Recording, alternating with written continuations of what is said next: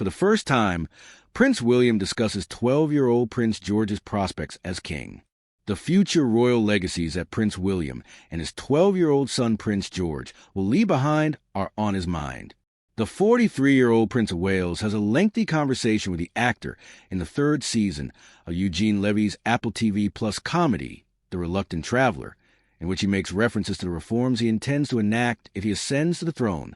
Levy remembers that his family may have been the first on their block to own a television, so he was able to see the coronation of Queen Elizabeth, the grandmother of Prince William, who passed away in 2022. William became the new heir when King Charles took the throne. You'll rule England as king someday. Do you give that any thought? In the most recent episode, Levy asks, "Being authentic, being myself, and being genuine is what motivates me." William responds, "So it's not something I wake up in the morning and worry about." William goes on, "And then you can attach whatever titles and type of roles that come on top of that. But if I'm not true to myself, and I'm not true to what I stand for and believe in, then it doesn't really matter who you are, it gets lost. I take my jobs and responsibilities seriously, but it's crucial that you don't feel like they own you. You have to own them. I told you before." Given that Prince George is second in line for the monarchy after his father, Levy then queries whether William would feel the same way about his oldest son ascending to the throne. That is a large question, and it's a fascinating one, because there are many factors to consider when it comes to that. However, it goes without saying that I want to build a world where my son is proud of what we do, a world and a career that genuinely improves people's lives, William states. That being said, he adds, "I hope we don't relapse to some of the practices that Harry and I had to grow up under in the past. I'll do all in my power to ensure that we don't do that."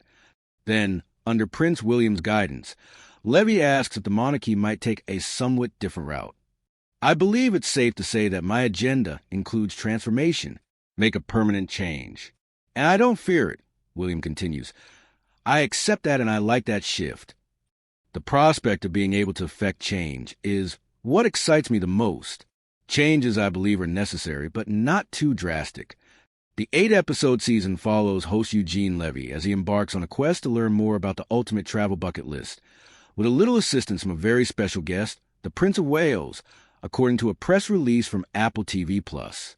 On Friday, October 3rd, the first episode of The Reluctant Traveler's UK will air on Apple TV Plus. Every week, new episodes will be released. The rare and revealing comments that Prince William, the Prince of Wales, made in conversation with actor Eugene Levy for the third season of Apple TV Plus' travel documentary series The Reluctant Traveler have sparked considerable attention not only in the United Kingdom, but also around the globe.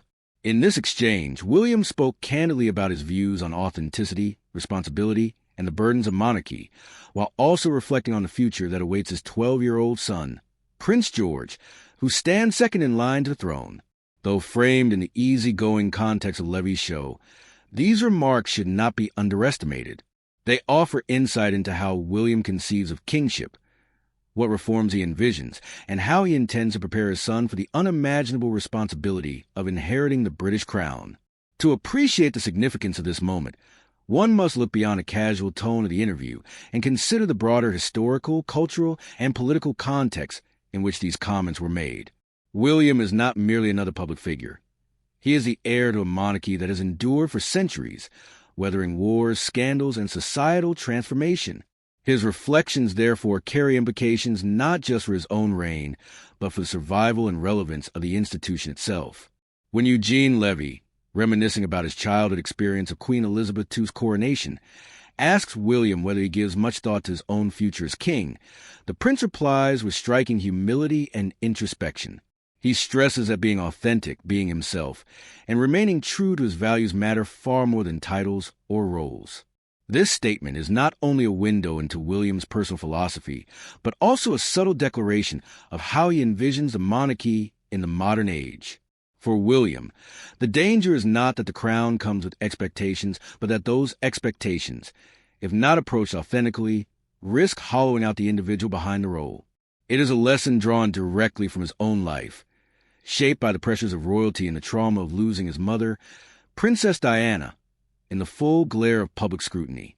In insisting that he must own his responsibilities rather than be owned by them, William is in effect setting a blueprint for how he hopes George will navigate the unique fate that awaits him. Levy presses further, asking how William feels about George's eventual ascension. William acknowledges the complexity of the question, but frames his response in terms of wanting to build a world and a career that genuinely improve people's lives. He also issues a poignant warning. He hopes that George would not have to endure the same intrusive and often damaging practices that both he and his brother Harry experienced as children growing up in the royal spotlight.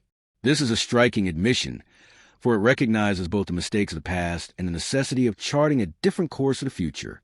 It is a father's protective instinct intertwined with the recognition of his son's destiny. William also goes further in admitting that his agenda involves transformation and permanent change, though not the radical kind that would tear down the institution altogether. Instead, he emphasizes measured reforms, evolution rather than revolution. This phrasing reveals a delicate balance he must strike. He cannot afford to alienate traditionalists who see the monarchy as a bedrock of stability, yet he must also appeal to younger generations who are increasingly skeptical of inherited privilege and ceremonial grandeur.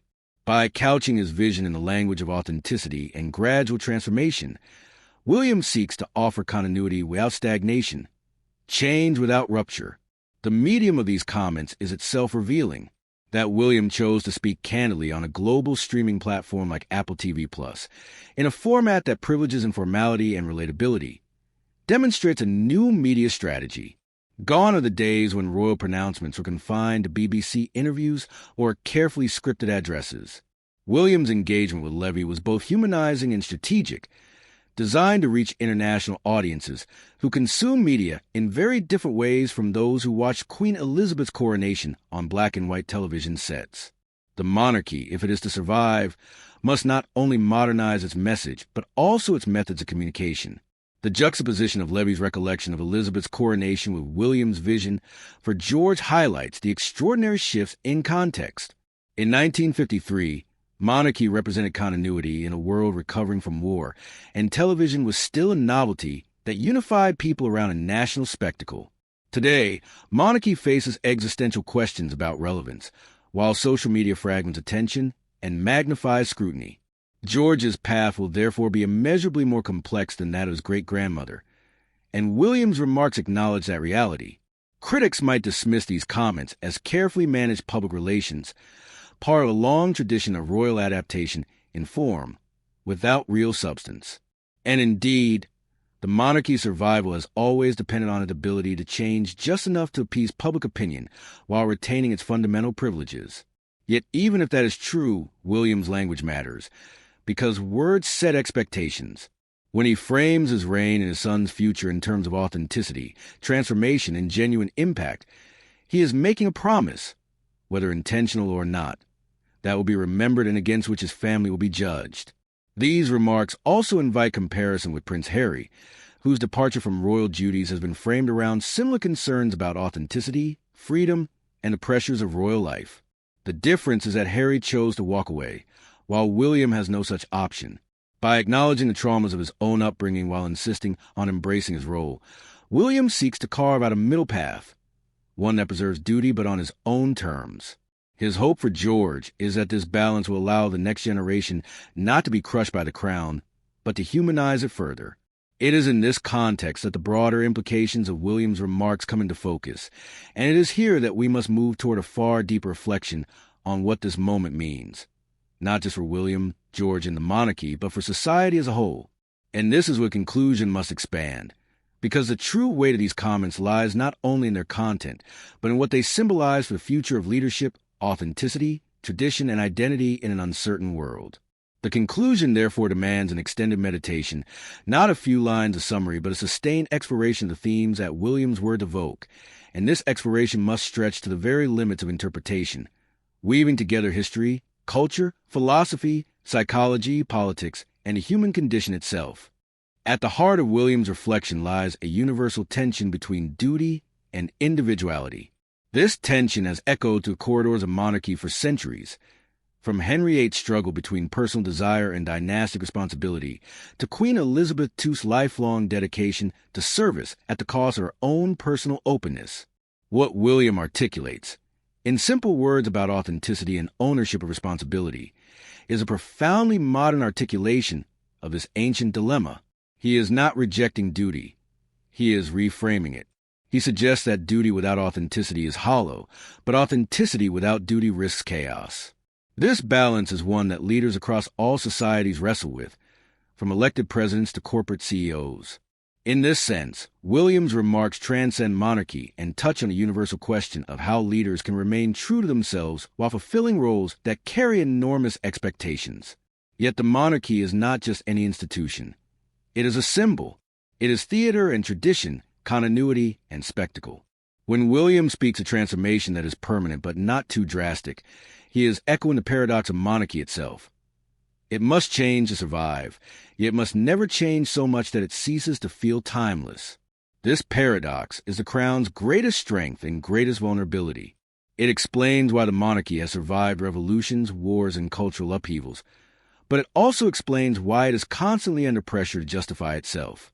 George's future reign will test this paradox as never before, for the challenges he will face will be unlike those encountered by any of his ancestors.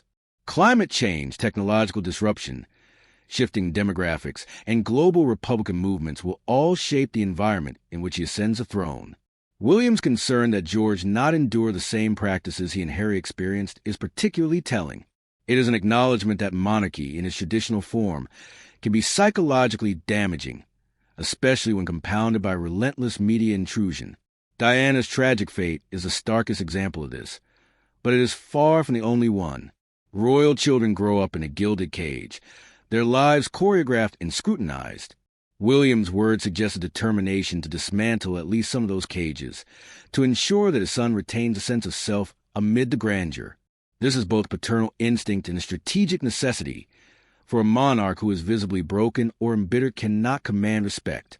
A monarch who appears authentic, however, may inspire a new form of legitimacy, one rooted not in divine right or unbroken tradition, but in personal integrity. The conclusion must also grapple with the role of media, because William's conversation with Levy was itself a media moment. The monarchy has always been intertwined with media technology. Elizabeth's coronation with television, Diana's tragedy with tabloid culture, William and Kate's wedding with the dawn of social media. Now, streaming platforms and globalized content define the narrative. By engaging in an informal, conversational interview, William demonstrates an understanding that monarchy must adapt not only in message but in medium. The question is whether such adaptations are sufficient in an age where authenticity is constantly tested against cynicism and where every word is dissected online. George will inherit not only a crown but also a digital ecosystem in which his every gesture will be memed, critiqued, and commodified. To expand further, one must consider the monarchy in its broader political context. The British monarchy no longer governs, but it reigns as a constitutional symbol. Its survival depends on public consent, not legal mandate. This makes authenticity and relevance existential issues, not cosmetic ones. William's emphasis on transformation is therefore not just personal but political. If he fails to modernize the institution in ways that resonate with the public, Republican movements will gain momentum. If he succeeds, the monarchy may endure as a unique form of soft power, embodying continuity in a world of constant change. George's future depends on these choices, and William knows it. Now, to broaden the lens still further, one can see in William's comment a microcosm of a much larger human story, the struggle between inheritance and reinvention. Every generation inherits structures, families, traditions, institutions that shape identity. Every generation must decide whether to preserve, reform, or reject those structures.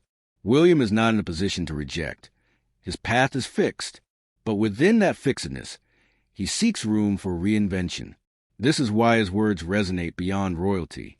They capture the universal dilemma of reconciling who we are expected to be with who we truly are. And in framing this dilemma in terms of his son's future, William touches on another universal theme: the desire of parents to shield their children from mistakes of the past and prepare them for a world both familiar and transformed. The enormity of this task explains why the conclusion must be extended into something far larger than usual. A conventional summary would merely restate that William wants authenticity for himself and his son, transformation for the monarchy, and relevance for the crown. But a deeper reflection reveals that what is at stake here is nothing less than the meaning of leadership and legacy in the modern world. William's words open the door to questions about whether monarchy can ever truly be authentic, whether inherited roles can be reconciled with individuality, and whether survival of such institutions depends not on their power, but on their capacity to embody human truths. In this sense, William's reflections may be seen as part of a broader cultural movement toward authenticity in leadership, evident not only in politics, but in art, business, and community life. The public today is more skeptical of facades and more demanding of transparency. Leaders who fail to meet these expectations falter. Those who succeed may inspire in new ways.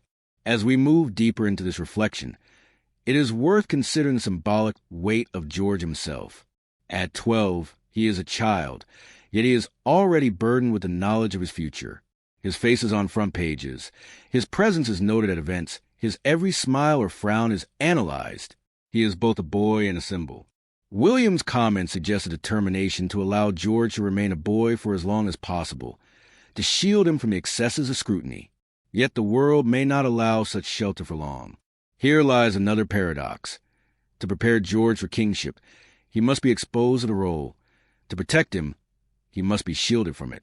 William's hope to reconcile these opposites may define not only his own success as a father, but George's success as a future king. And so we arrive at the heart of the extended conclusion, the recognition that monarchy, authenticity, and legacy are intertwined in ways that reflect not only the fate of a family, but the fate of an institution, and, by extension, the cultural psyche of a nation. William's words to Levy, humble and conversational though they seemed, are in fact a manifesto in miniature, a declaration that the monarchy must not only endure but evolve, that it must embody both tradition and transformation, that it must allow room for individuality even as it symbolizes continuity. Whether this is possible remains to be seen. The weight of history,